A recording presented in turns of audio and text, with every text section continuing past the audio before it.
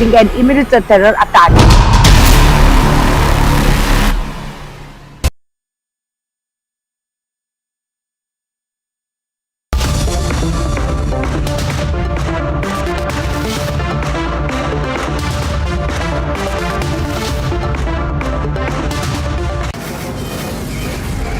From the Delhi studios of Republic TV, it's time for Arnab Goswami on the debate.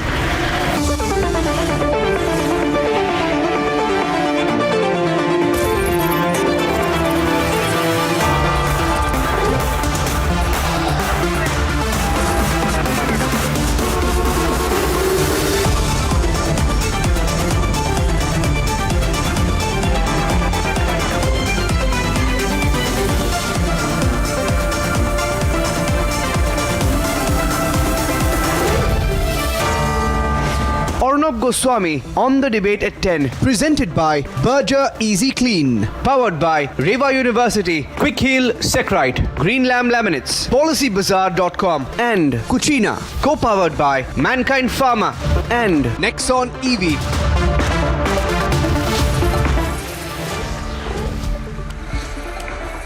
Ladies and gentlemen, welcome back, and time now for the nation's sharpest opinion.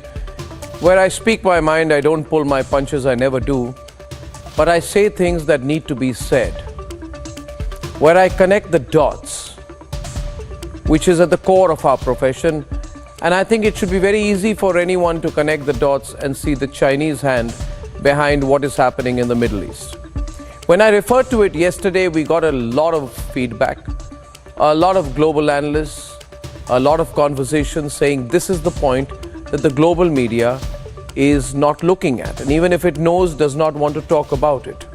And that is, what exactly is China's role in what is happening in the Middle East?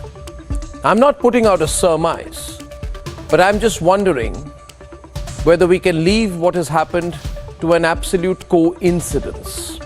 Is it a coincidence, ladies and gentlemen? Is it a coincidence that within a few days of the G20, which China virtually boycotted because Xi Jinping didn't come, within a few weeks of that, less than a month of that, announcement at the G20 about the India, Middle East, Europe corridor, which will be transformative, not just to India's relationship with Europe, the Middle East, but will create an economic corridor which will bring wealth, prosperity, jobs, technology, and most importantly, every aspect of trade between these three regions, and which will be transformative to the economies involved. Economies like Jordan, economies like Saudi Arabia, economies like the Mediterranean countries, and of course the economy of India. Within a few days of the G20, where this major announcement has been made, China quietly watches, says nothing, as the Hamas carry out a completely unprovoked, one-sided attack on the Israelis. China knows that the Hamas is evil. China knows it as well as it did that the COVID virus has the potential to threaten millions around the world. But you see, the Chinese cannot look beyond their personal interest, ladies and gentlemen. And therefore, we must connect the dots. What is Iran's role in all this? What would happen to Iran and China if the India, Middle East, Europe corridor was to be successful? Already the Belt and Road Initiative of China, into which it had sunk hundreds of billions of dollars, is a frightful failure. But it would evaporate, it would be redundant if the India, Middle East, Europe corridor were to actually start moving and start transforming the economies, lives, societies of the peoples whose lives it touches. Iran is completely vested with China in the BRI. And therefore it is in Iran's interest, it is in China's interest that there is some kind of potential conflict in which there is a reorganizing of forces, and the forces of development, those who want this India, Middle East, Europe corridor to work, are pushed aside, And in the middle of this dissonance, in the middle of this global conflict, in the middle of the emotions and the violence and the killings that will be unleashed by an unprovoked Hamas attack, because China knows Israel will respond, because Israel has taken a vow never to repeat or allow itself to suffer what happened in the mid-1900s. Therefore, China knows Israel will respond. All it needs is a trigger and an attack, the kind of cowardly attack that the Hamas carried out on the 7th of October is that trigger. Now watch, viewers. Is it that the world operates suddenly and it all begins to come to China's advantage? Is it that the Hamas has done this on its own? That the Chinese don't know the consequences or the positive impact on the failing BRI? I don't think so. It is important to connect the dots. The problem with the global community is the moment COVID is over, they forget the possible Chinese hand behind the Chinese virus. In this case too, emotions are running so high that the civilized world should look at what the potential Chinese hand in this, or what the Chinese benefit is, or what the Chinese beneficiaries are. We have to look at these questions. We have to corner the Chinese. We have to push them into taking a stand. They cannot be beneficiaries of murders and disease. And that's what the Chinese have become. Global beneficiaries of viruses and killings. Ladies and gentlemen, do not ignore the China angle. Global analysts, strategic analysts, geostrategic experts owe it to the world to go deep into this. Don't let the Chinese get away. Let's debate. लगातार हालात अब बद से बदतर होते जा रहे हैं। हालांकि अच्छी खबर ये थी कि कल 2 जो बंदी थे, जो महिला बंदी थी इजराइल की, उन्हें रिहा किया गया। और बाइडेन भी कह रहे हैं कि जब तक हमास के जो आतंकी हैं बंदियों को रिहा नहीं करेंगे, सिविलियंस को, तब तक जो पीस टॉक से वो आगे नहीं जाएंगे। मैं अपने सहयोगियों का रुख करता हूं जो लगातार बीते 18 दिनों से इजराइल के चप्पे चप्पे पर जाकर वॉर रिपोर्टिंग कर रहे हैं। सबसे पहले मैं गुरसिमरन आपके पास आऊंगा। गुरसिमरन, आप लगभग हर इलाके में इजराइल में गए हैं, अभी क्या सिचुएशन लग रही है? क्या पीस टॉक काम करना शुरू कर चुका है? देखिए, वेस्ट वर्ल्ड की अगर बात की जाए तो ऐसा लगता है कि वेस्टर्न कंट्रीज की तरफ से कहीं ना कहीं ये दबाव जरूर है कि शांति जो है वो बने, क्योंकि जिस तरह से लगातार गाजा में आम लोगों की भी जो मौत हो रही है उससे सभी ये चाहते हैं कि एक विराम लगे। और लगातार पिन प्रिसीजन स्ट्राइक्स कर रहा है हमास के कमांडर्स पे। कई बड़े कमांडर्स, चाहे अल फुकरान हो या फिर जबालिया हो, वहाँ पर पिछली रात पे भी मारे गए हैं। लेकिन वहाँ पे जाना, यानी कि गाजा पट्टी के इलाके में जाने के बाद एक बात जो इसराइल को भी समझ आती है कि अगर वो वहाँ पर जाता है तो उसके बाद उसे अपनी एयर स्ट्राइक्स बंद करनी पड़ेंगी, क्योंकि उसके बूट्स यानी कि उसके सोल्जर्स ग्राउंड पर होंगे और एयर स्ट्राइक्स तब नहीं की जा सकती। कोलैटरल डैमेज तब रोकना बहुत ज़्यादा ज़रूरी है। और हाल फिलहाल यही लगता है कि अपने इलाके से रहकर वो दुश्मन को कमज़ोर करने की कोशिश करेगा। अलीशा भी हमारे साथ है। कल मैं अश्कलोन गया अलीशा, और जिस तरह की तैयारियां थी वो ये बता रही थी कि वहां पर टैंक्स मैंने देखे, BMPs देखे, और हजारों की तादाद में सैनिक वहां पर डिप्लॉय किए गए थे। क्या अभी प्लानिंग ये हो रही है कि किसी भी वक्त इन्वेट करें, और क्या क्या दिक्कतें आ रही, क्या क्या परेशानियां आ रही हैं अभी? देखिए, इस तरीके का मैसेज जो है वो इजराइल ने सबसे पहले ही दे दिया था कि जितने भी सिविलियंस हैं, जो लोग हैं, उनको पहले सेफ इवैक्यूएट किया जाए। अल्टीमेटम पहले भी दी गई थी। लेकिन हाँ, बिल्कुल ग्राउंड ऑफेंसिव की बात करें तो अभी तक जो IDF है उनको सिर्फ एक ग्रीन सिग्नल का इंतजार कर रहे हैं। उनका ये कहना है कि जब तक होस्टेजेस को बाहर नहीं निकालते, जब तक उनको रिहा नहीं करते, तब तक वो ग्राउंड ऑफेंसिव नहीं कर सकते, क्योंकि इजराइल के लिए सबसे अहम जो है वो है सिविलियंस। इसी वजह से IDF पूरी तैनाती से है, पूरी तैयारी से है। हमने शुरुआती से विजुअल्स देखे कि किस तरीके से जो वर्ल्ड के बेस्ट टैंक मरकावा जो है उसको तक लाया गया है, गाजा स्ट्रिप तक जो है वहां तक पहुंचाया गया है, सारे टैंक्स वहां पर मौजूद है। लेकिन इंतजार किया जा रहा है कि हमास जो है वो अनकंडीशनल जो होस्टेज है उनको रिहा करे।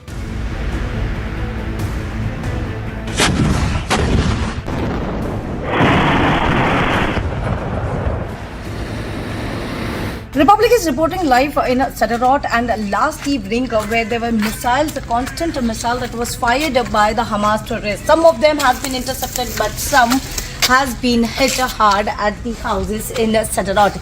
As you can see on the visuals, it was the visuals of the last evening where there were missiles that really hit hard at the houses. The entire area has been cordoned off. The police has asked all the residents, but you can see the visuals how the complete house has been destroyed. You can see the ceiling, how really the missile that has been fired, the rocket that has been fired by Hamas terrorists has really hit hard at the houses of people.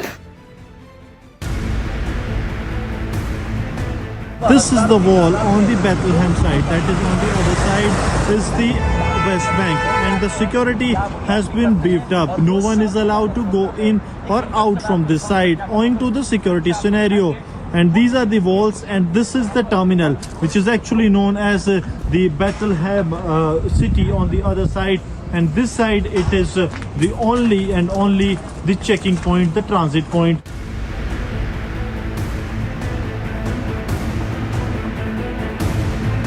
That murdered 1,400 people, that injured over 5,000 people, that took over 200 people, including babies, hostage into the Gaza Strip. That terror organization can no longer be allowed to stalk the earth. It must be destroyed, and Israel is going to achieve total victory over Hamas.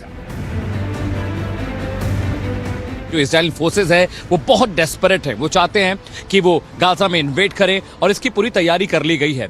हजारों की तादाद में tanks वहां पर हैं। 3 lakh reserve जो army personnels हैं उनको वहां पर डिप्लॉय किया गया है। साथ ही साथ आपको बताएं, एक्सक्लूसिवली ये जानकारी रिपब्लिक भारत के पास है कि जो टनल्स हैं उसमें खास तरह के टीयर गैसेस डालने की योजना बनाई जा रही है। पहले वो रोबोटिक डॉग्स को भेज रहे हैं। ये आर्म डॉग्स होंगे जो अंदर जाएंगे और आतंकवादियों को खोजेंगे, उन पर अटैक करेंगे और वापस लौटेंगे। ನಿನ್ನೆ ಈ ಒಂದು ಜಾಗದಲ್ಲಿ ಅಲಾರಾಮ್ ಮತ್ತು ಅಲರ್ಟ್ ಶಬ್ದ ಮೊಳಗ್ತಾ ಇದ್ದಂತೆ ಈ ಒಂದು ರಾಕೆಟ್ ಗಳ ದಾಳಿ ಆಗಿರುವಂತದ್ದು. ರಾಕೆಟ್ ಬಂದು ಅಪ್ಪಳಿಸಿದ ಬಳಿಕ ಸಂಪೂರ್ಣವಾಗಿ ಆ ಒಂದು ಕೊಠಡಿ ಹಾನಿ ಆಗಿದೆ. ಅವಶೇಷಗಳೆಲ್ಲವೂ ಕೂಡ ನೆಲಭಾಗದಲ್ಲಿ ಚೆಲ್ಲಾಪಿಲ್ಲಿಯಾಗಿ ಬಿದ್ದಿರುವಂತಹ ದೃಶ್ಯವನ್ನ ನಾನು ನಿಮ್ಗೆ ತೋರಿಸ್ತಾ ಇದ್ದೀನಿ. ಮಲ್ಟಿಪಲ್ ರಾಕೆಟ್ ದಾಳಿ ಆಗಿರುವ ಬಗ್ಗೆ ಮಾಹಿತಿ ಕೂಡ ಇರುವಂತದ್ದು. ಅಲ್ಲಿ ರಾಕೆಟ್ ಬಂದು ಅಪ್ಪಳಿಸಿದ ಜಾಗ ಸುತ್ತಮುತ್ತಲಿನ ಮನೆಗಳಿಗೂ ಕೂಡ ಹಾನಿಯಾಗಿರುವಂತದ್ದು.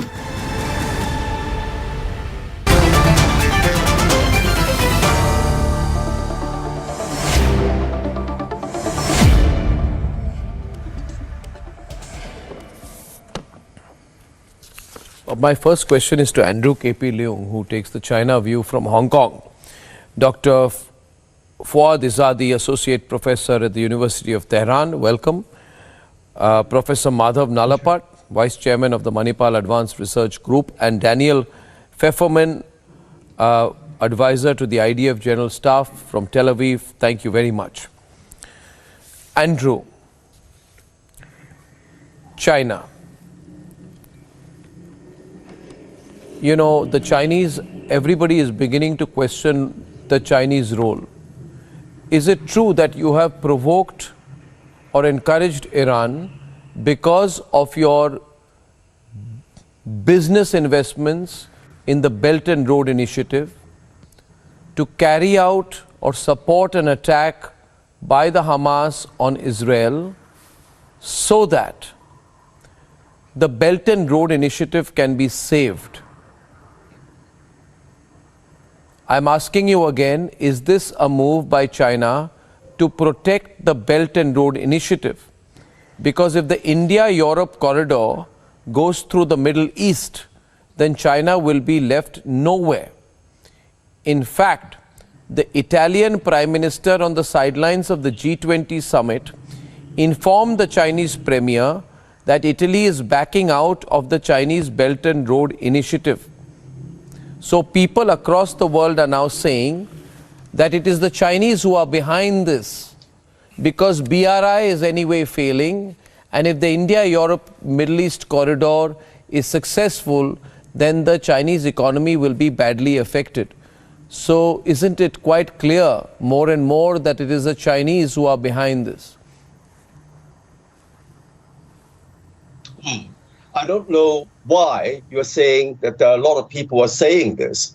I mean, this is the first time I'm hearing it from you on Republic TV with this accusation. I think that there are 3 important answers to that. Firstly, China is not worried about the so-called India, Middle East and Europe corridor because China is now the largest trading partner of the Middle East. China is the world's largest customer for the Middle East oil and resources, not India. And then this corridor in linking India and the Middle East and Europe is not going to change the equation. In fact, it's welcomed by China, the more the merrier, because this is not going to change the reality that China is the biggest customer for Middle East exports. Secondly, Don't tell me about the present. My point is, see, many things, Andrew, you have heard first on Republic. Like I said on Republic that China should be investigated for its role in spreading COVID around the world, the Chinese virus. Now you know that Italy has almost abandoned the BRI, okay? And I don't understand, is it a fact or not? You've invested a lot of money in the Middle East, you have to protect it. You are Iran's largest trading partner, okay, for a decade. In 2021, you agreed to invest $400 billion over the next 25 years in Iran. The Iranians are behind the Hamas attack and you are behind the Iranians. It is quite easy to connect the dots, isn't it, Madhav? It is becoming very, very easy. And believe me, people will talk about it more and more in the coming days. Madhav, what do you think? Yeah, Arnab, I'd like to say that just after the attack, based on information that had been received for weeks, actually, that Hamas was planning a mass terror attack, and they were only waiting for a good reason, an excuse that would inflame the Arab street in particular, to basically have a sympathy for them and basically forget about the atrocities they were going to commit. And unfortunately, that action was provided by certain Israeli citizens trespassing on the Al-Aqsa Mosque. I think that was a strategic error. It happened. But I want to point out, Arnab, first of all, immediately after the attack, based on the information that had been received for weeks, the Sunday Guardian, the front page, named a superpower sponsor. It did not name the country. There are only two superpowers in the world. So, yes, Andrew, thank you for saying that. Please look at the Sunday Guardian immediately after the attack. And I'll tell you why, Arnab.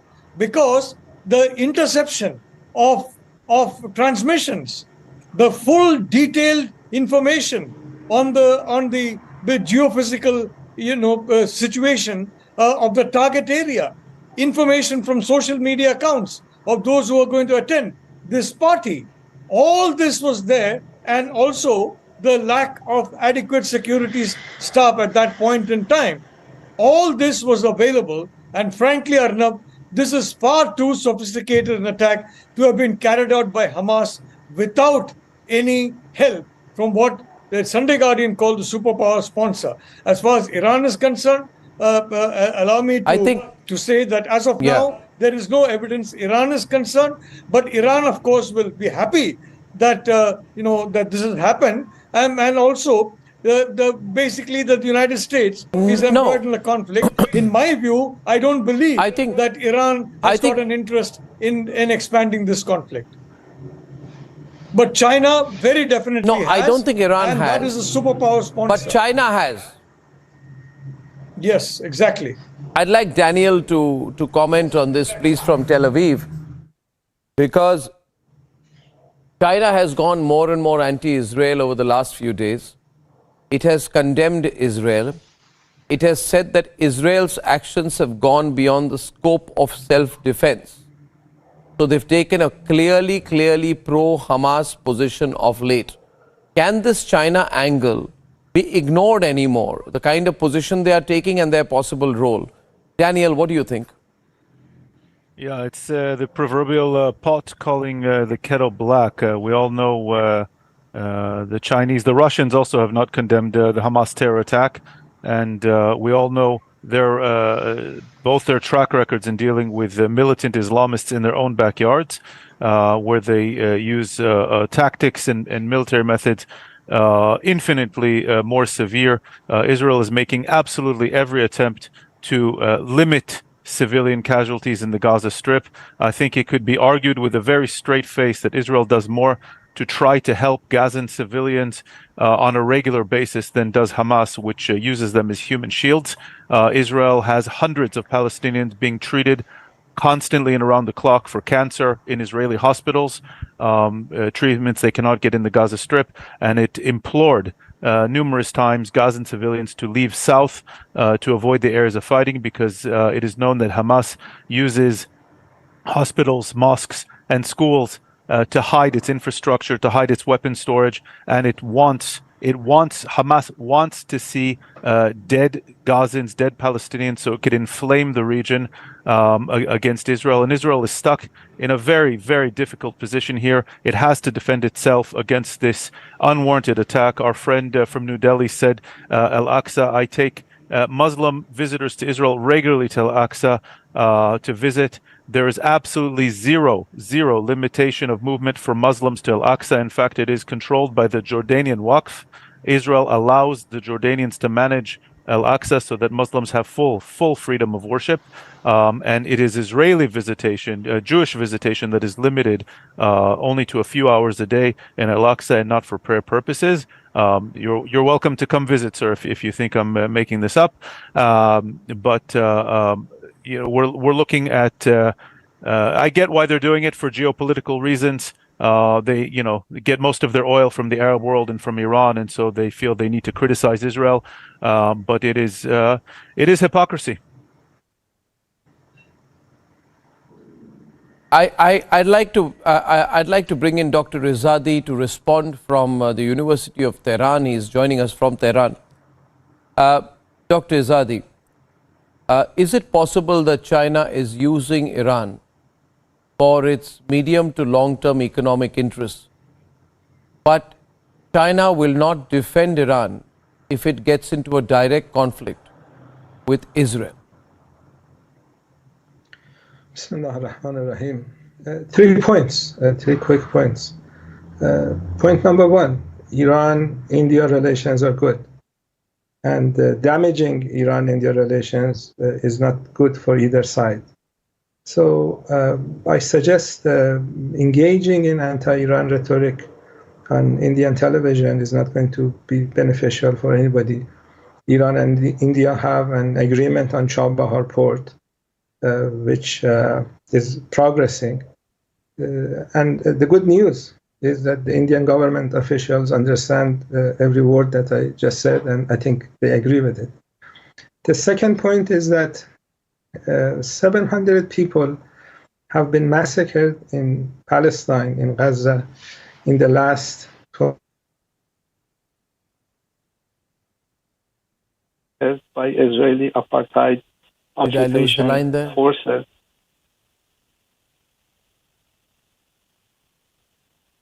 Go on. I just lost your video line, but please continue. We can hear you. Okay. I can hear you. Your video line is not clear, but we are hearing you loud and clear. Yeah. That's good. I think it would be proper, it would be justified, it would be an obligation to recognize that innocent human beings are being massacred by the occupation forces of Israel.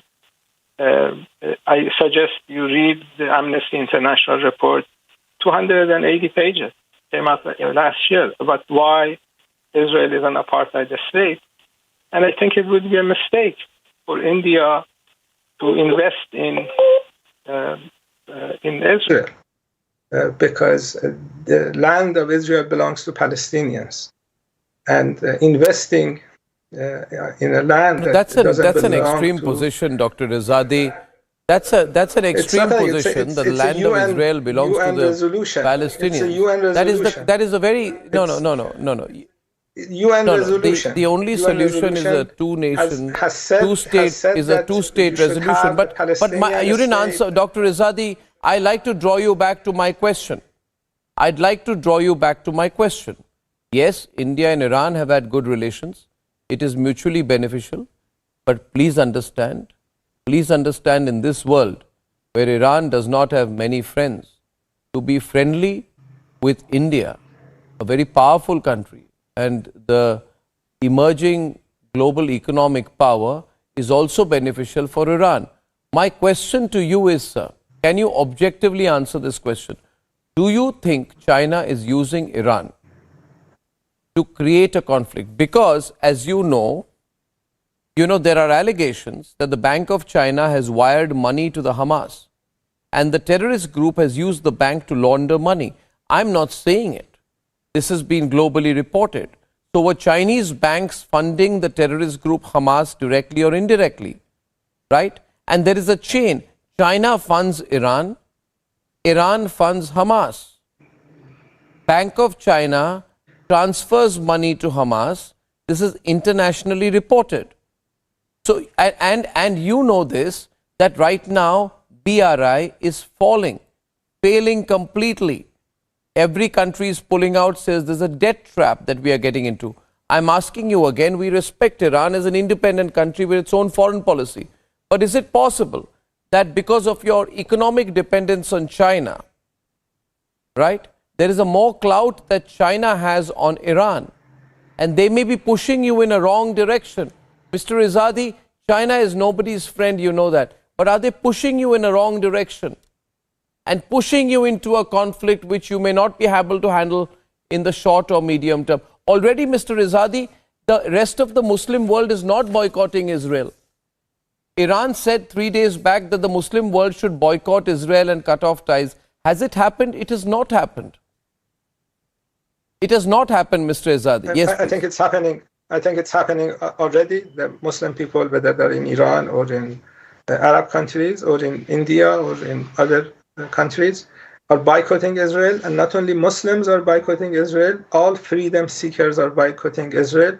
Israel is a settler colonialist state.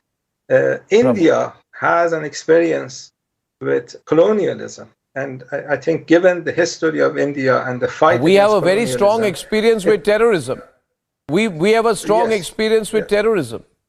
So you should, I think you should. Very strong experience. Do you have a strong experience with terrorism? State-sponsored terrorism that's killing hundreds of children on a daily basis. But if you are making this a Muslim issue, okay, if this is a Muslim issue, Mr. Izad, Dr. Izadi, if you're making this a Muslim issue, I would like to know. No. I would like to know your thoughts. I would like to know as a human issue your thoughts on the terrible, inhuman persecution of Muslims in the Xinjiang province of China. Why is Iran quiet on that? If there is injustice, whether it's in Kashmir or China or Palestine, is there an if there? Is there an if? Is there an if?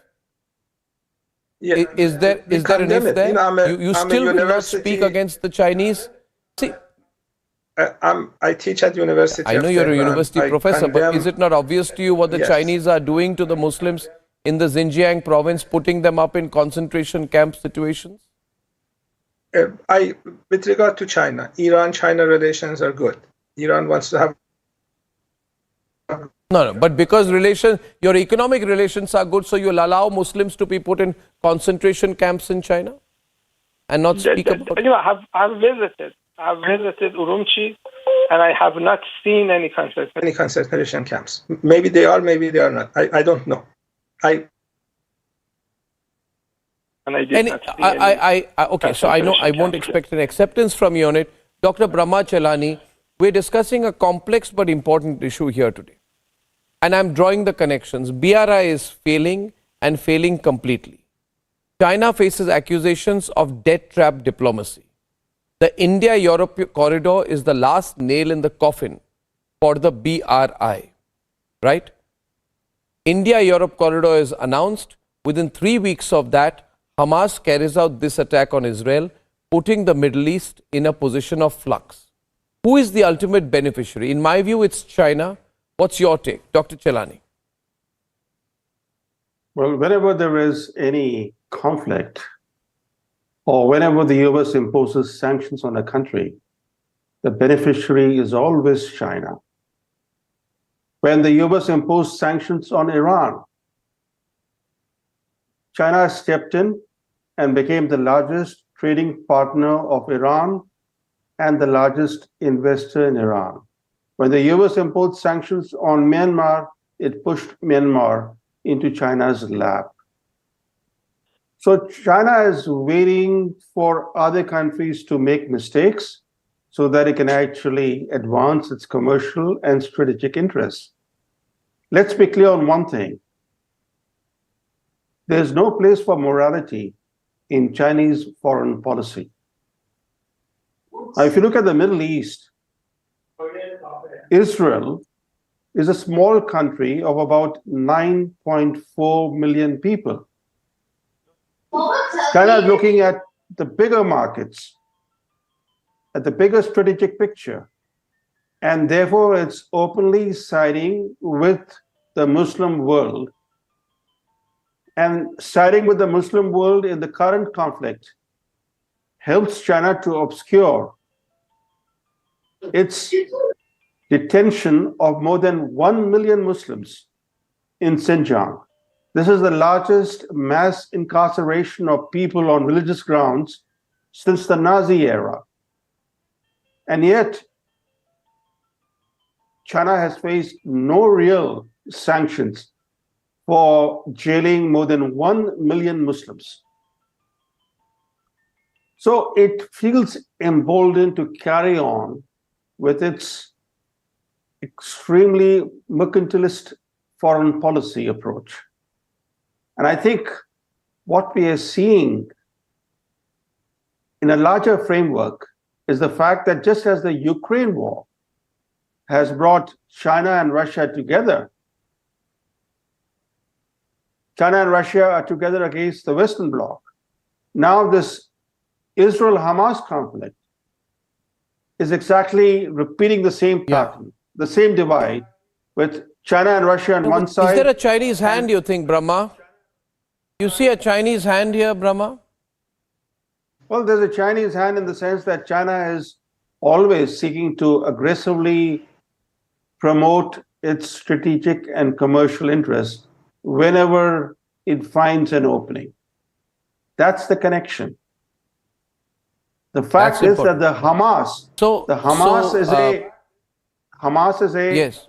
is a Sunni Islamist militia, while Iran is a Shia state. Yeah. So ideologically, Hamas and Iran are not on the same page. Yeah. Even in the Syrian, even in the Syrian civil war. Yeah. Even in the Syrian civil war, Arnab, Hamas and Iran have been on opposite sides. What unites? So can I just take? Yeah. What? Yeah. Sorry. No. What unites Iran and Hamas is their shared hostility towards Israel. That is the only shared goal that Iran and Hamas have. No. So we are coming to a very interesting point in the debate, and I will keep it very focused. Mr. Leung, I know you're in Hong Kong. I know there is no democracy in Hong Kong these days. I know you probably can be arrested for speaking your mind. And yet I would encourage you to speak freely as you can do on what is effectively Chinese territory. My question to you is this. Is China teaming up with Islamist forces? I repeat, is China teaming up with Islamist forces to pursue its economic interest? Madhav Nalapat is on. This question should be asked in the global media because the links are too obvious. You see, Hamas, Hezbollah, these are all Islamist forces. These are not Marxist forces. These are Islamist forces. Right? So are you teaming up with Islamist forces to further your economic interests? You see, people are not interested in BRI. You can't save it by teaming up with Islamist forces. It's a very short-term thing. It will not benefit you in the long term, Andrew. This is the most ridiculous accusation I've ever heard. Because China's interest is for peace in the Middle East. And that's why China brokered an unprecedented rapprochement between Saudi Arabia and Iran. Peace. And that's why China is supporting Hamas for peace. And try to broker a peace over this war over Gaza. And because if there is unrest in the Middle East, it's no good for China's Belt and Road. I mean, it's a stupid accusation, isn't it? I think that this is this is ridiculous. There is and as for no one seems to be asking about the elephant in the room over this turmoil over Gaza. This is because over 75 years, the Palestinians have been denied their land, their water, their freedom, their dignity as a people. And that's why the Palestinians are rising up and resorting there to you violence. see, you're now coming out more and more. Violence needs to be condemned. Yeah, but at the same time, Andrew, Hamas does not represent Palestine. Hamas does not represent the people of Palestine. Hamas is a proscribed terrorist organization that carries out suicide attacks. Don't try to legitimize them. I want a response from Tel Aviv, from Daniel. See, the moment I start unmasking this thing, the truth begins to come out. You're taking up, Hamas is not Palestine. You're supporting Hamas. Then you're against humanity. I want Daniel to respond to this. And viewers, please note with great detail, ask the question, what is China's angle in all this? I'm surprised the global media is not. Daniel. Sure. Yeah, I'm surprised to be hearing this, although, of course, I will agree with one point our Chinese friend has said, and that is China wants to make money in the Middle East, and so for that you need quiet. You can't have turmoil. But the bigger question here is the accusations he's saying. I remind you that Israel, the international community, the United Nations offered two-state solution partitions in 1947, 1948, 1967. Until 1967, Israel did not control Gaza, did not control Judea and Samaria, or as other people call it, the West Bank. Throughout the 1990s, the Oslo peace process in 2000, in 2001, 2008, 2014, two-state solution were offered and rejected by the Palestinian Authority. The one thing the Palestinian Authority, who is the legitimate representative of the Palestinian people, did was recognize Israel's existence and agree to use diplomacy and not force. Hamas is a terrorist organization. I don't know if it's backed by China. It's certainly backed by Iran, who wants to see the Abraham Accords, the growing peaceful relations between Israel and the rest of the region, the coming peace treaty that we were going to see with Israel and Saudi Arabia. The end of the Arab-Israeli conflicts is happening because the region gets it, that Israel is a legitimate actor here. It has a rightful place. The Jewish people are indigenous to the Middle East. By the way, we had wonderful relations with Iran prior to the 1979 revolution, and I hope we will have wonderful relations with Iran once again. The Persian people and the Jewish people and the Indian people are ancient civilizations, the Chinese as well. Dr. Azadi. We are all ancient civilizations that have contributed much to humanity, and we should not be at war with each other, but you have to recognize each other's rightful place in this region. More and more Arab countries are doing this. We do need to have a peaceful diplomatic resolution to the Israeli-Palestinian conflict that will end one day with a Palestinian state. They need to end the occupation from Hamas. Hamas is the one who is occupying the Palestinians. I request you, Mr. Izadi, are being occupied by Mr. a terrorist Izadi, regime, because you seem who denies them human rights and denies them free speech. It's not Israel. Israel ended the occupation of Gaza in 2005. I remind your viewers. Yes. Yeah. But and on that, I want to, Mr. Izadi, I want to say this to you. As an Indian to an Iranian, we are friends of the Iranians. India and Iran has historical ties. We are both very ancient civilizations. Please understand. Keep a distance from China. China has imprisoned 1 million Uyghur Muslims, put them under forced concentration labor camps and sterilization. I think it is, you can analyze this, that there is a Chinese economic benefit in what is happening. Iran, Saudi Arabia, Israel can all live in peace.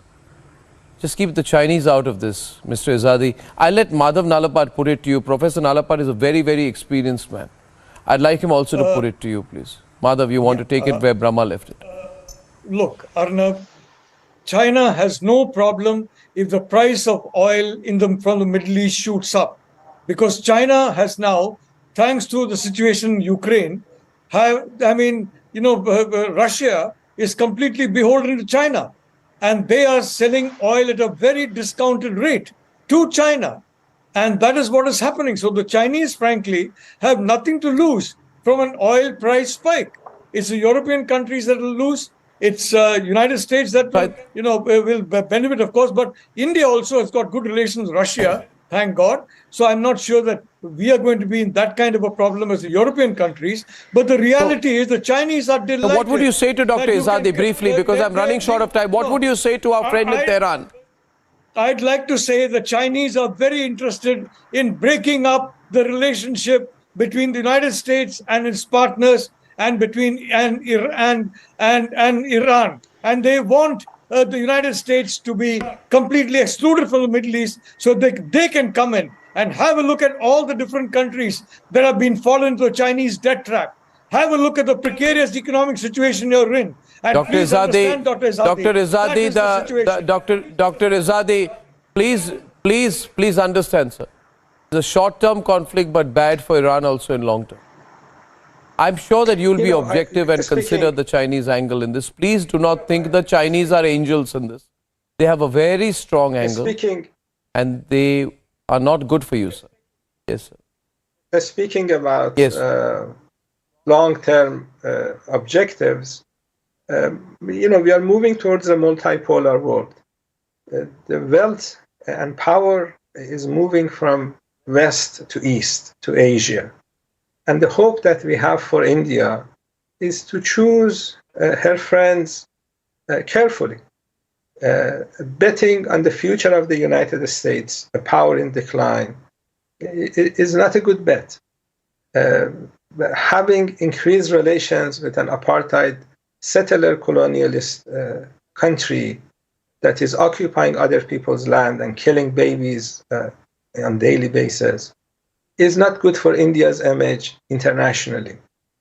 My suggestion would be to make sure that the friends that you have had for a long time, including Iran, can continue to work with India. And I think we don't have much problem when it comes to diplomatic relations, and politicians understand these things. But repeating Israeli talking points on Indian television is not going to be good for anyone, and it's not going to be accurate. Dr. Izadi, you see, I take what you say at face value. But you must understand eventually it is about what is right and wrong. I don't want to remind you about what happened in Iran and how many hundreds of young girls were killed simply because they said they would not wear hijab. Not true. Now that is a principled position. It pains us. It pains us. Allow me to complete. It pains us to see. It pains us to see these things. You can't make it about hating Israel. And I request you to consider that any terrorist organization that carries out suicide attacks, if they were to be carried out on your soil, you would hit back. And please understand, what did you expect Israel to do? Be a sitting duck when its women are raped, when its children are beheaded, when an 85-year-old is abducted? Would you deny that an 85-year-old was abducted? Then you would have to deny that she was released. See, sir, we must not be blinded by hatred based on communal lines. I hope and pray that Tehran sees what China is doing. And this has been an interesting debate. I intend to, in fact, continue a longer conversation with you because I think I will be able to draw you into the right side. But I thank you very much to Mr. Izadi, particularly Andrew K.P. Young and Brahma, Madhav and Daniel for joining me on this debate. I'll take a quick 30-second Securite commercial break.